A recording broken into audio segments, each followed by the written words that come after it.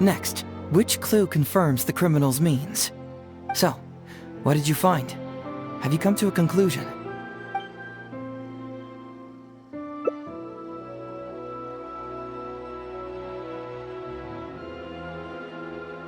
Bingo! The autopsy report confirms that the cause of death was a special toxin. The testament indicates that Shiroyama used his position as a forensic expert to mix the toxin into the cold medicine taken by the deceased. But is that really the truth? Is it not possible that the toxin was mixed into the fish liver paste? Well, according to the toxicology report, this white powder only dissolves in water. Neither rice nor the fish liver paste could be used as a carrier of the toxin. The cold medicine was the only option. Putting the poison elsewhere would not only fail to guarantee a lethal dose, but would also increase the chance of it being noticed by the deceased. Therefore, the means is also confirmed. Add that to the motive for the crime and... Whoa! So the murderer really was Shiroyama!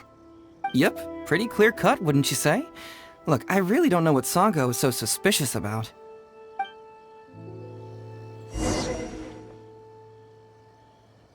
Yeah, it's pretty clear cut. Huh. You could say it's almost too clear cut. Oh? Well, let's hear them. Maybe I have answers. What's bugging you?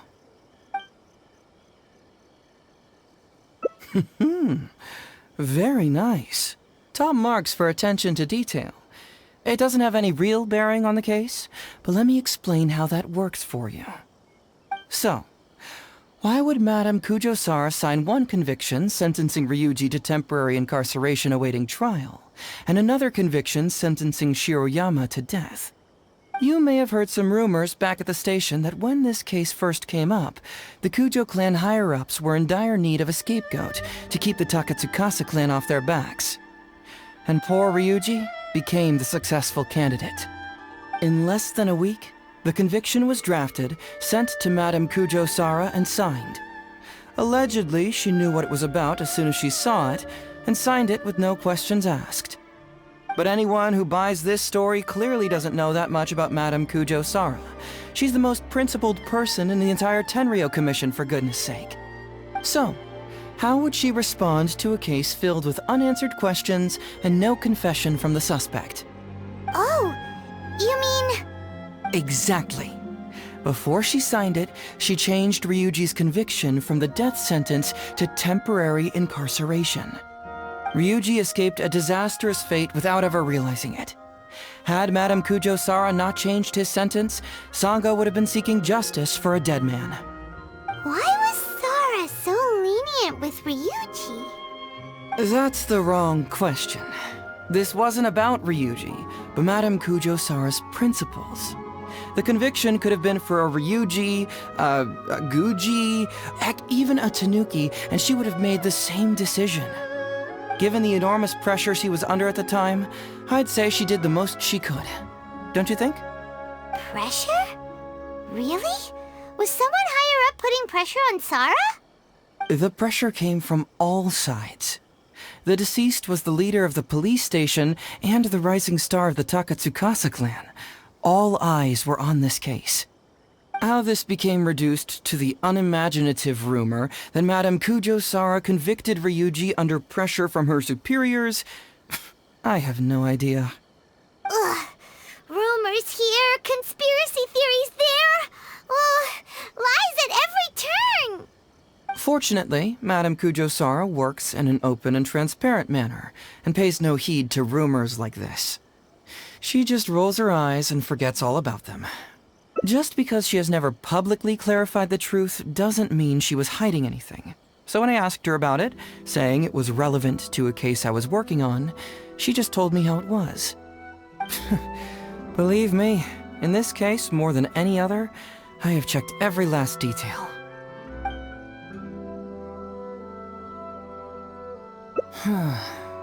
This also puzzles me. Maybe someone doesn't want us being privy to the content inside, or maybe Shiroyama tore a bunch of pages out by accident. But regardless, this isn't essential to the case. Like I said before, a lot of what comes up in an investigation is irrelevant information. The crucial elements are Shiroyama's motive and means, which we have established.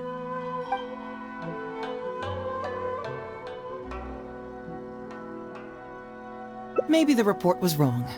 The International Trade Association is a gathering place for merchants from all over. Countless merchants pass through the port of Rito every day. It's natural for there to be a couple of missing records here or there. Well, I've answered all your lingering questions, and you've checked all the material the police station has, so... what do you think? Case closed? Paimon still feels like something doesn't add up. But then again, Heizou did give us all the files the police station had. Ugh, this is annoying. I don't follow. Enlighten me.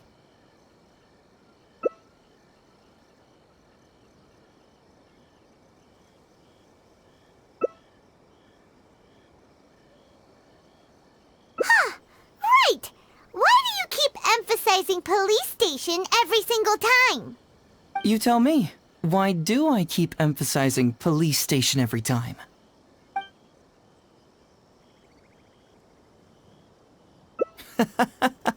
So we're finally here, huh? I was starting to think our investigation was about to end a little early. That would have been a real shame. Man alive, you finally saw through my little game. You're absolutely right. There is other information that the police station doesn't have. Reason being? It's my own evidence. And this evidence should help answer a couple of your questions more clearly. Why was the research log from the Office of Forensic Science blank? And where did the white powder come from? Aha! Paimon knew you were keeping secrets! Don't you have secrets too? No? Nope, definitely not. Let's talk somewhere else. This isn't the best place for this discussion.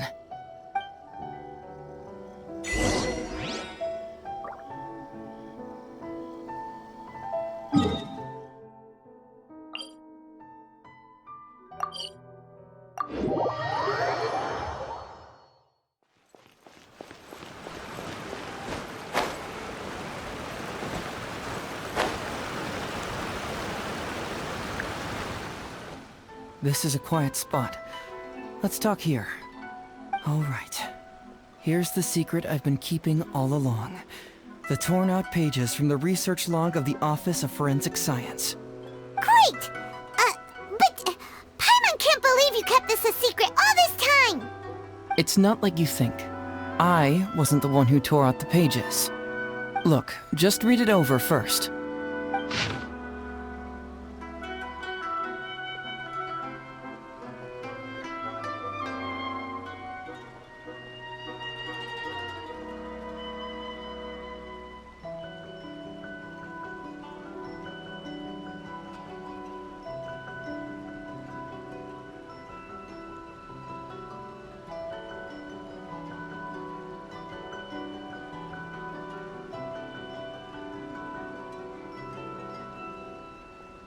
Finished?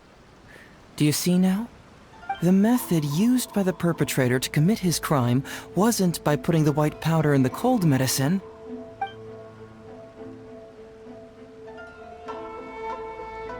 That's correct. The white powder was Shiroyama's invention.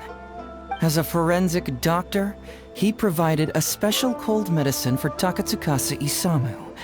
The autopsy report showed that this medicine contained a high volume of acidic fruit and vegetable extracts. Then, he tricked Ryuji into sending fish liver paste to Takatsukasa Isamu.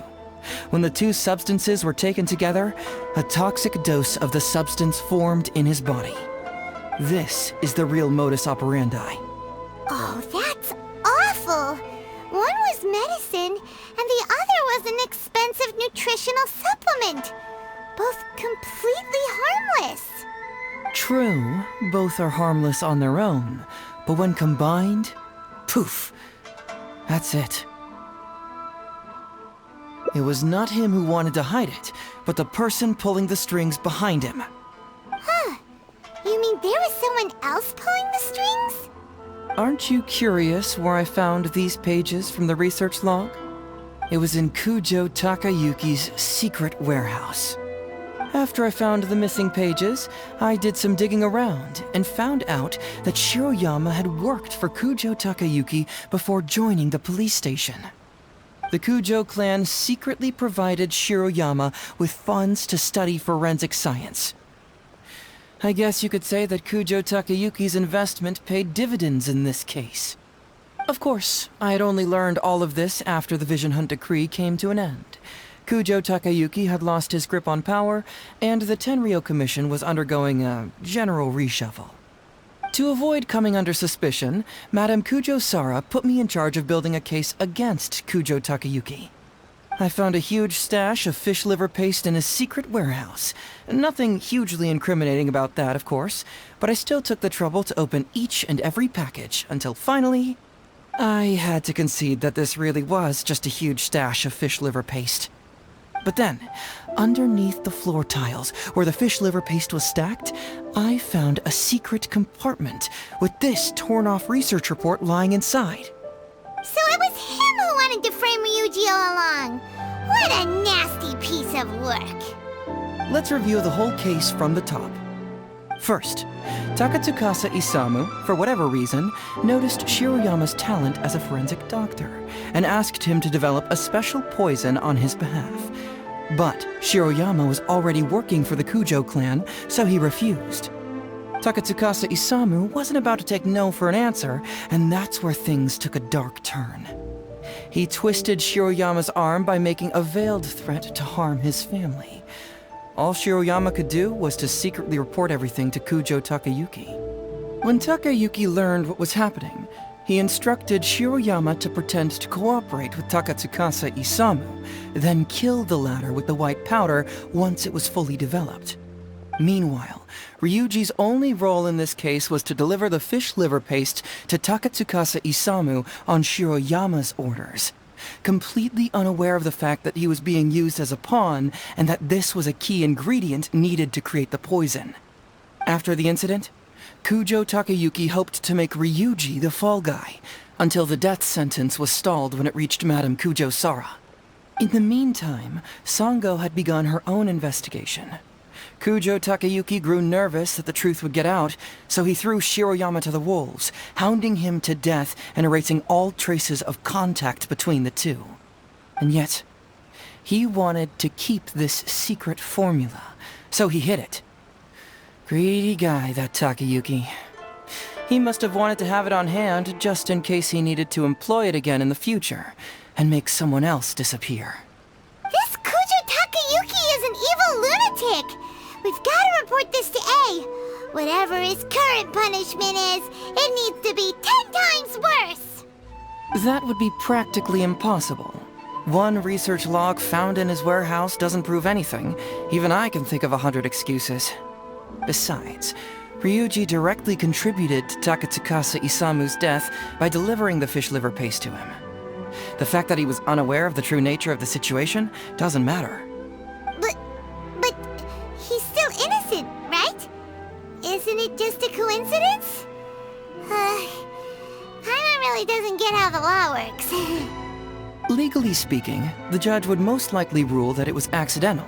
But in practice, Ryuji may still have to end up shouldering some responsibility. So basically, you've been hiding the truth all this time to protect Ryuji. Mental trauma doesn't heal as easily as physical wounds. My biggest worry is that Ryuji would struggle to cope if he knew the truth. He's like an innocent child. He freely gives his trust and his love to everyone that treats him well. That's why he thought of Takatsukasa Isamu as a father figure.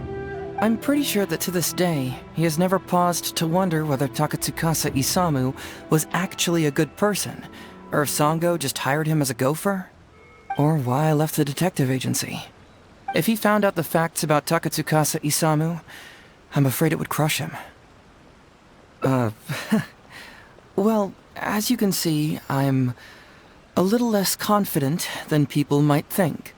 To prevent Ryuji from getting hurt, I covered up the truth. But by doing so, have I held him back? Did I do the right thing? I couldn't turn to anyone for help, and everyone around me thinks I'm so smart that I should just be able to handle every case on my own.